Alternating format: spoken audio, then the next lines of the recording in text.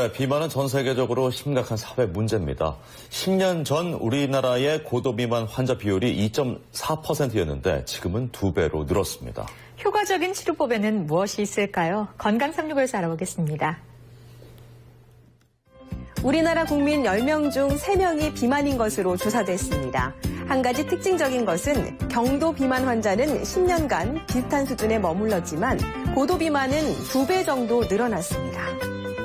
바깥에 나갈 때 하지도 못하고 집에서만 움직이게 되고, 바깥에 나가면은 사람들이 괜히 아무 잘못도 하지 않았는데 지나가는 나만 지나보는 것 같고, 그러니까 내 스스로가 많이 위축이 돼가지고 바깥에는 거의 안 나가고 생활을 많이 했었죠.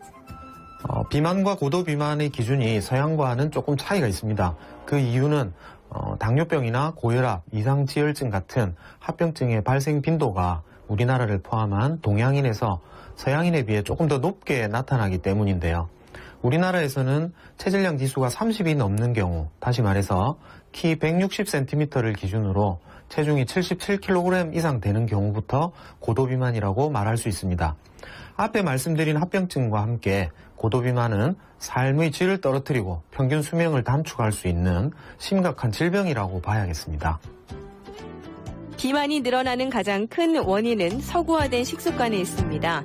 과도한 열량의 음식을 즐기는 반면 운동량은 부족해지면서 남은 열량이 지방으로 쌓이는 것인데요. 고도비만 환자는 체력이 떨어져서 꾸준히 운동하는 것이 어렵고 식사량을 스스로 조절하는 데 어려움을 호소합니다.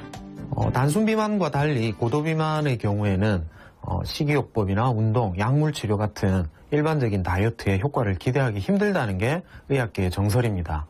수술적인 치료가 지금까지 알려진 고도비만의 유일한 효과적 치료법인데 수술의 종류로는 위우회술이나 절제술, 그리고 조절형 위밴드 수술이 있고요. 유럽이나 우리나라에서는 조절형 위밴드 수술이 가장 많이 시행되고 있습니다. 위밴드 수술의 경우 수술이 간단하면서도 효과적이어서 많이 선택하신다고 생각이 됩니다. 위밴드 수술을 했다고 해서 저절로 살이 빠지는 것은 아닙니다. 환자 스스로 생활 습관을 바꿔야 원하는 체중을 꾸준히 유지할 수 있는데요. 위밴드 수술의 목적은 단순히 체중만 감량하는 것이 아니라 건강과 삶의 질을 높이는 데 있습니다. 위밴드 수술의 경우에 본인 노력 여하에 따라서 초과 체중의 60에서 70% 정도를 충분히 감량하실 수 있습니다. 하지만 수술 후에 환자가 규칙적인 식사, 정해진 양의 식사, 그리고 단백질 위주의 식사 등 지켜야 할 식사 원칙을 잘 지키고 본인의 생활 습관이 건강한 쪽으로 바뀔 수 있도록 그렇게 노력을 해야 성공 확률이 높아집니다. 결국 위밴드 수술도 밴드 자체가 살을 빼주는 것이 아니라 나 자신이 다이어트를 하는 것이라고 생각해야 한다는 거죠.